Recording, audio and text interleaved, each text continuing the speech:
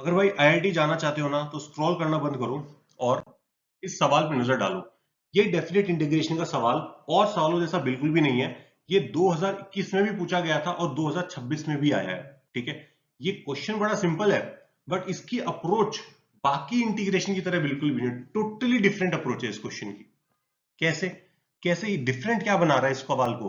क्योंकि भाई यहाँ पे क्या इंटीग्रेशन के अंदर एफ वाई दे दिया है और एफ वाई की कोई वैल्यू पता नहीं है, मतलब सेल्फ में ही डिफाइन कर दिया गया पूरा का पूरा। तो अपन क्या अप्रोच क्या है, फिक्स एल्गोरिदम है इसका। आप एक बार देखो और एक बार सीख जाओगे ना, कभी गलत नहीं होगा ये क्वेश्चन।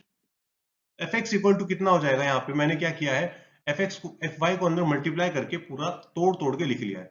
अब क्योंकि ये एक कांस्टेंट वैल्यू आने वाली है तो मैं इसको ए बोल देता हूं, और ये कांस्टेंट वैल्यू आने वाली है तो इसको बी बोल देता हूं। और एक्स ई की पावर एक्स क्योंकि वाई पे डिपेंड नहीं कर रहे हैं, वाई से अलग है, क्योंकि भाई इंटीग्रेशन वाई के टर्म्स में हो रहा है तो बाहर निकाल सकते हैं। तो यहाँ पे कितना हो गया, ए इक्वल टू, ये लेट कर लिया, बी इक्वल टू भी लेट कर लिया है मैंने। अब मैं ए और बी को अलग अलग सॉल्व करने वाला हूं।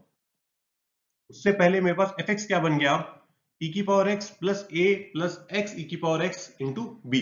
सही है, अब ए को सॉल्व करते हैं।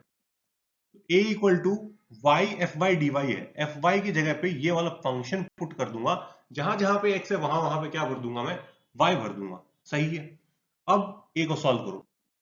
खोल दिया भाई पूरा इंटीग्रेशन, यहाँ पे इंटीग्रेशन बाय पार्ट्स लगाओ, ये डायरेक्ट आएगा, और यहाँ पे भी इंटीग्रेशन बाय पार्ट्स लगाओ। सॉल्व करोगे तो तुम्हारे पास a equal to a by two plus one plus b into one minus c आ जाएगा।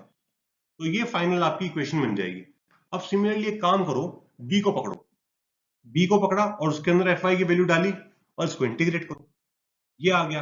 अब देखो यहां से b, ये b कट गया तो a की वैल्यू डायरेक्ट वन माइनस ई निकल के आ गई आपके पास। सही है, और अगर अपने को b निकालना पड़े, ये वाला b निकालना पड़े, तो a की वैल्यू डालो और b भी निकल जाएगा। पर मैं चालाकी करूंगा, मैंने क्वेश्चन में देखा कि F0 पूछ रहा है, और जैसे ही मैं जीरो डालूंगा तो ये वाला पार्ट तो जीरो हो जाएगा, तो मैं B को अलग से निकालूंगा ही नहीं, मैं बस A के अंदर रखूंगा और B को B ही रहने दूंगा।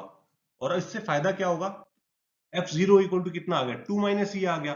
E प्लस F0 कितना हो जाएगा, E प्लस टू माइनस ई, तो फाइनल आंसर कितना आ जाएगा आपका, टू। देखा, क्वेश्चन सिंपल है, कुछ भी टफ नहीं है, एक बार आप इसको सीख गए तो आपका कभी गलत नहीं होगा ये क्वेश्चन।